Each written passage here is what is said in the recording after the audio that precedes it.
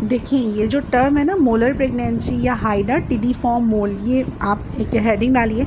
अब ये प्रेगनेंसी होती क्या है? देखिए, नॉर्मल प्रेगनेंसी होती है, फीटस आता है यूट्रस में, स्टक करता है, उसने ग्रो होना होता है, आगे जाके वो एम्ब्रियो बन जाता है और मतलब इस तरह से होती है प्रेगनेंसी। लेकिन हाइडाटिडिफॉर्म मोल या मोलर प्रेगनेंसी में क्या होता है, किसी भी अननोन कॉज की वजह से ये प्रेगनेंसी आगे नहीं बढ़ पाती। ये जो प्रेगनेंसी के सिम्टम्स होते हैं, नौजिया है, वॉमिट है, मेंस्ट्रुअल ब्लीडिंग रुक गई है और थकावट है, मतलब एक औरत को जो प्रेगनेंसी के सिम्टम्स होते हैं वो दिखते हैं तो उसको लगता है हाँ मैं प्रेग्नेंट हूँ। उसके बाद क्या होता है, किसी भी अननोन रीज़न की वजह से ये प्रेगनेंसी में तब्दील नहीं होती, ये मोल्स में तब्दील हो जाती है। मोल्स जिसे हम अगर डायग्नोसिस करें तो अल्ट्रासाउंड इसका डायग्नोस्टिक टेस्ट है, तो अल्ट्रासाउंड में ये ग्रेप लाइक अपीयरेंस दिखेगी, जैसे अंगूर के गुच्छे होते हैं ये उस तरह की दिखेगी। तो इसको हम कहते हैं कि ग्रेप लाइक अपीयरेंस। लिख लें आप अपने पास कि हाइडाटिडिफॉर्म मोल या मोलर प्रेगनेंसी में मोल्स बन जाते हैं और ये मोल्स 50% केसेस में कैंसर में तब्दील हो सकते हैं अगर इसको प्रॉपर ट्रीट ना किया या फ़ौरन इसका ध्यान ना किया गया।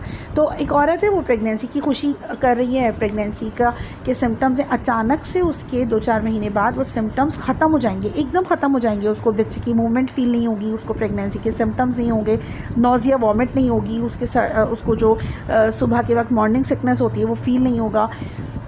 तो ये सारी जो कंडीशन है वो डॉक्टर के पास जाएगी कि मुझे ऐसा लग रहा है कि जैसे पेट में कोई है ही नहीं, कोई चीज़ नहीं, बस हाँ कुछ चुभ रहा है, कुछ इस तरह सा है, लेकिन मैं ब्लीडिंग भी नहीं हो रही कि शायद मेरी प्रेगनेंसी ज़ाया हो गई हो। तो इस तरह के कंफ्यूज सिम्टम्स लेकर वो आपके पास आएगी। अब क्या है, आपको उसका अल्ट्रासाउंड करवाना है। अल्ट्रासाउंड करवाया, उसके अंदर ये मोलर प्रेगनेंसी दिख जाएगी, मोल्स की फॉर्म में ग्रेप लाइक अपीयरेंस दिख जाएगी। अब आपको क्या करना है, इसको फ़ौरन से पहले रिमूव करना है। रिमूव करवाने के लिए DNC करवानी है इसकी, क्योंकि ये जो सैक था ना, एमनियोटिक सैक था, उसके अंदर यॉर्क सैक दिखता है, कुछ भी नहीं दिखेगा इसके अंदर। हाँ, लेकिन अगर आप उसका ब्लड टेस्ट करवाएंगी तो वो बहुत हाई आएगा, वो इतना हाई आएगा कि आप भी कंफ्यूज हो सकती हैं एज अ डॉक्टर कि क्या ये ब्लड में तो आ रहा है, ब्लड टेस्ट में तो हो रहा है कि ये प्रेग्नेंट है, इसका बीटा HCG लेवल तो हाई आ रहा है, लेकिन ये हाइडाटिडिफॉर्म मोल किससे पता चलेगा? अल्ट्रासाउंड से।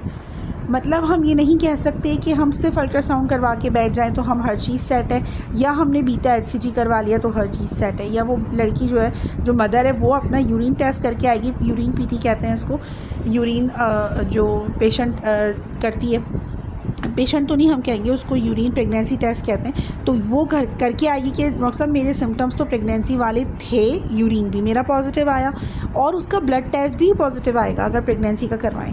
ये पता चलेगा आपको अल्ट्रासाउंड से। ये तो एक तजुर्बेकारी की बात कि आप मसला कैसे पकड़ती हैं। एक आम डॉक्टर जिसने ये सब कुछ नहीं पढ़ा होगा वो नहीं पकड़ पाएगी, वो कहेगी पता नहीं क्या कन्फ्यूजन है, इसका तो बीटा HCG लेवल हाई आ रहा है, इसका प्रेगनेंसी टेस्ट भी हाई आ रहा है इसमें कि ये प्रेग्नेंट है, लेकिन वो अल्ट्रासाउंड से पता चलेगा। तो तीनों टेस्ट को कंबाइनली आप मतलब देख सकती हैं कि कब मुझे कौन से ऑप्शन पे क्लिक करना चाहिए। एक तजुर्बे की बात होती है ये कि आप पकड़ पाएँ इस चीज़ को। अब क्या है, उसके अगर यूरिन DR करवाएं तो क्या होगा, उसको प्रोटीनोयूरिया होगा, उसकी यूरिन के अंदर प्रोटीन आ रहा होगा, उसका ब्लड प्रेशर इंक्रीज़ होगा, हाई होगा, ठीक है, उसको हाइपरमेसिस होगा। हाइपरमेसिस क्या है, ये आपको मैंने पढ़ाया था। हाइपरमेसिस प्रेगनेंसी की कॉम्प्लिकेशंस में ही आप पढ़ेंगी, अगर मैं अभी बता दूंगी तो आप वो पढ़ नहीं पाएंगी। तो आप याद करें उस टर्म को, हाइपरमेसिस की कंडीशन उसको होगी जो प्रेग्नेंट औरत को होती है कि वॉमिट नौजिया होता है, लेकिन उसको हाइपरमेसिस की कंडीशन होगी, ठीक है। यूरिन आएगा, उसके यूरिन के अंदर उसके प्रोटीन आएगा।